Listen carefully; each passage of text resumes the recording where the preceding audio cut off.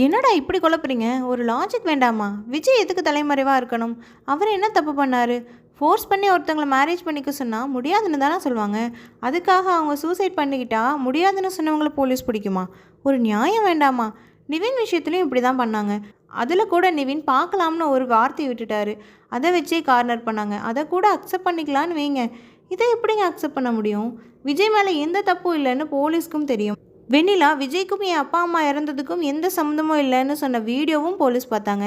கோவிலில் சூசைட் பண்ணிப்பேன் தீக்குளிப்பேன்னு அவங்க போட்ட ட்ராமாவையும் போலீஸ் பார்த்தாங்க. அப்போ வெண்ணிலா பொய் கேஸ் போட்டும் சூசைட் பண்ணிப்பேன்னு மிரட்டியும் விஜயை மேரேஜ் பண்ணிக்க சொல்லி ஃபோர்ஸ் பண்ணிட்டு இருக்காங்கன்னும் போலீஸ்க்கு தெரியும். இவ்வளோ விஷயம் தெரிஞ்சும் விஜய் அரெஸ்ட் பண்ண போலீஸ் எதுக்கு அவரை தேடுறாங்க? இல்லை, எனக்கு புரியல. ஒருவேளை போலீஸ்க்கும் மெமரி லாஸ் ஆயிடுச்சோ? சரி, விஜய் மேலே தப்பே இல்லாதப்போ அவரை வக்கீல் எதுக்கு தலைமறைவாக இருக்க சொல்லணும்? வெண்ணிலா விஜய்க்காக தான் சூசைட் அட்டன் பண்ணேன்னு வாக்குமூலமே கொடுத்தாலும் அதில் விஜய் அரெஸ்ட் பண்ண என்னங்க அவசியம் இருக்குது? அப்படி பார்த்தா ஊரில் யார் வேணால் சூசைட் அட்டன் பண்ணி யாரை வேணால் மேரேஜ் பண்ணிக்கலாம் போலியே. எனக்கு ஒன்றும் புரியலைங்க.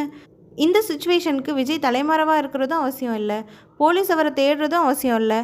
இது என்ன கதைன்னே புரியலைங்க. இது என்னோட கருத்து. உங்கள் கருத்துக்களை கமெண்ட்டில் சொல்லுங்கள். பாய்.